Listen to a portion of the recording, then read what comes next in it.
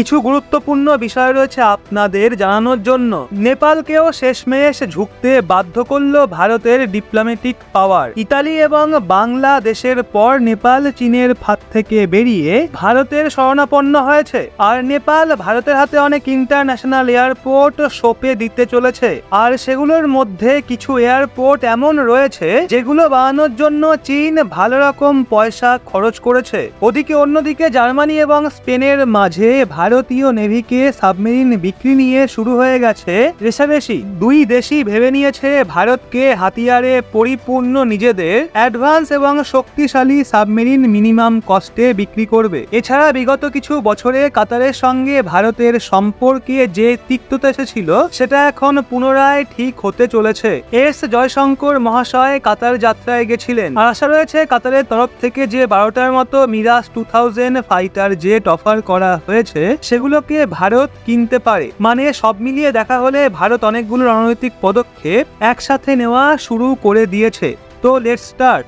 যেই নেপাল এখনো অবধি চীনের দ্বারা বানানো বিআরআই মানে বেল্ট অ্যান্ড রোড ইনিশিয়েটিভের জালে হেসে চীনের ইশারায় কাজ করে যাচ্ছিল, ওই নেপালই এখন ভারতের জন্য নিজের দরজা খুলে দিয়েছে। কারণ নেপালে চীনের দ্বারা তৈরি যে ইন্টারন্যাশনাল এয়ারপোর্ট রয়েছে সেটা এখন তারা ভারতের হাতে তুলে দিতে চলেছে। আর আপনাদের বলে দিই, নেপালে 3টে ইন্টারন্যাশনাল এয়ারপোর্ট ভারতের দখলে আসতে পারে, যা ভারতের ডিপ্লোম্যাটিক পাওয়ারকে জাহির করার ক্ষেত্রে ভীষণই গুরুত্বপূর্ণ। নেপাল চীনের বিরুদ্ধে গিয়ে ভারতের স্বার্থে যে সিদ্ধান্ত নিয়েছে তা থেকে পুরো বিশ্বাস হয়ে গেছে।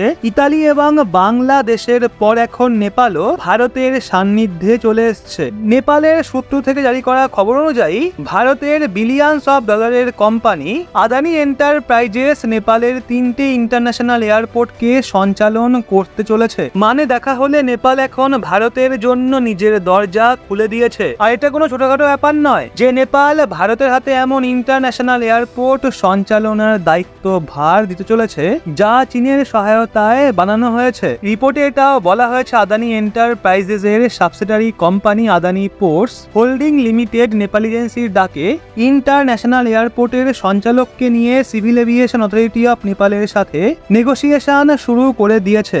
আর যখনই দুজনের মাঝে নেগোসিয়েশন কমপ্লিট হবে তারপর তার সঞ্চালন ভারতের নামকরা কোম্পানি আদানি এন্টারপ্রাইজেস করতে চলেছে। আর ভারতের আদানি এন্টারপ্রাইজেস নেপালের এমন এয়ারপোর্টের সঞ্চালনা করতে চলেছে যেটাকে চীন বানিয়ে মাঝখানে ছেড়ে চলে গেছিল। এরপর নেপাল বিশাল ধাক্কা খায়, কারণ চীন নেপালকে লোভনীয় প্রতিশ্রুতি দেখিয়ে বড় বড় ডিলের শর্ত রেখে নেপালের এই এয়ারপোর্টকে বানানোর জন্য চীন লোন দিয়েছিল। সেই জন্য নেপাল এখন ভারতের দিকে ঝুঁকছে, কেননা নেপাল এমন খারাপ ভাবে চীনের জালে ফেসে যাচ্ছে। আর নেপাল এখন পুরোপুরি ভাবে চীনের বেল্ট অ্যান্ড রোড ইনিশিয়েটিভের বিরোধিতা করা শুরু করে দিয়েছে। এবং দেখা হলো ইতালির পর নেপাল এমন দ্বিতীয় দেশ যে চীনের হাত ছেড়ে ভারতের সাথে হাত মিলিয়ে নিয়েছে। এছাড়া বাংলাদেশও চীনের বানানো বেল্ট অ্যান্ড রোড ইনিশিয়েটিভের বিরোধিতা করছে এবং ভারতের সাথে স্ট্র্যাটেজিক পার্টনারশিপকে বাড়ানোয় জোর দিচ্ছে। নেপাল ভারতের জন্য যে কতটা গুরুত্বপূর্ণ সেটা আপনি এই ম্যাপ দেখেই আন্দাজ করতে পারেন।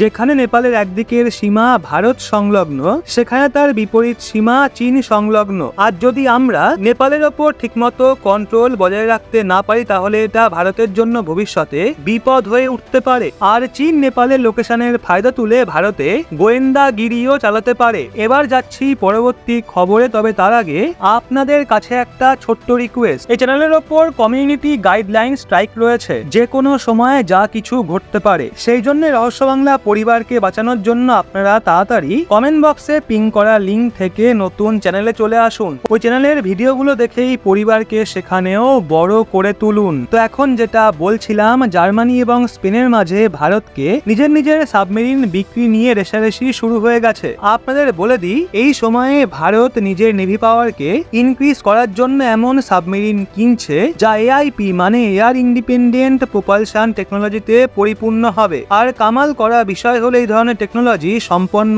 সাবমেরিন ভারতকে স্পেন এবং জার্মানি দুই দেশের তরফ থেকেই অফার করা হচ্ছে। এমনিতে এই সময় ভারতের শিপ বিল্ডিং কোম্পানিগুলো সাবমেরিন বানানোর উপর নিজেরাই কাজ করছে, কিন্তু ভারতের কাছে এআইপি টেকনোলজি নেই, যার জন্য আমাদের এই ধরনের সাবমেরিন কেনার ক্ষেত্রে জার্মানি এবং স্পেনের দিকেই তাকাতে হচ্ছে। আর এই ধরনের সাবমেরিনের বিশেষ ব্যাপার হলো যে এটা টানা 3 দিন জলের তলায় থাকতে পারে, আর এটা এতটাই শান্ত হয় যে এটার সন্ধান শত্রুরা অত সহজে করে উঠতে পারে না। যদিও ভারতের কথা হলো দুই দেশের সাবমেরিনকেই খতিয়ে দেখা হবে এবং ভারতের জন্য যেটা সুটেবল বলে মনে হবে ওই দেশের সাবমেরিনকেই কেনা হবে। এবার নেক্সট আপডেট হলো ভারতের বিদেশ মন্ত্রী এস জয়শঙ্কর মহাশয় কাতার যাত্রায় গেছিলেন এবং কাতারের প্রধানমন্ত্রীর সঙ্গে তিনি সাক্ষাৎ করেছেন। আর দুই দেশের মাঝে বাইল্যাট্রাল ট্রেডকে বাড়ানোর সাথে সাথে এনার্জি সেক্টরকে একটা নতুন বুস্ট দেওয়ায় সহমত পোষণ করা হয়েছে, যেখানে কাতার দ্বারা ভারতে ন্যাচারাল গ্যাসের ইম্পোর্ট সামিল রয়েছে। আপনাদের বলে রাখি 2022 সালে কাতার দ্বারা ভারতের 8 জোন এক্স নেভি অফিসারকে ফাঁসি দেওয়ার ঘোষণা করা হয়েছিল, আর সেই নিয়ে কোনো পোক্ত প্রমাণও ভারতকে দেওয়া হয়নি, যার জন্য ভারত এবং কাতারের রিলেশনে কিছুটা তিক্ততা চলে এসেছিল। কিন্তু কাতারকে ভারতের সাথে নিজের সম্পর্ক মজবুত করে রাখার জন্য 4.5 মাস আগে কাতারকে বাধ্য হয়ে ভারতের 8 জন নেভি অফিসারকে ছেড়ে দিতে হয় এবং তারপর এস জয়শঙ্কর মহাশয়ের এটা প্রথম যাত্রা, যেখানে পুনরায় কাতার এবং ভারতের বিগড়ে যাওয়া সম্পর্ককে মজবুত করা হচ্ছে। কারণ ভারত এবং কাতারের ঐতিহাসিক রিলেশন অনেক দীর্ঘ সময় ধরে এমন ভাবেই চলে আসছে। আপনাদের বলে দিই, সদ্যই কাতারের তরফ থেকে 12টার মতো second hand Mirage 2000 fighter jet ভারতকে অফার করা হয়েছিল। কাতার যেই ফাইটার জেট ভারতকে অফার করেছে তার লাইফ এখনো অনেকটা বেঁচে রয়েছে, আর সেগুলো অনেক ভালো কন্ডিশনেও রয়েছে। ইন্ডিয়ান এয়ারফোর্স সেগুলো খতিয়ে দেখছে, আর আগামী কয়েক বছর অবধি সেগুলো আপডেট করার প্রয়োজন পড়বে কিনা। কাতার ওই 12টা ফাইটার জেটের জন্য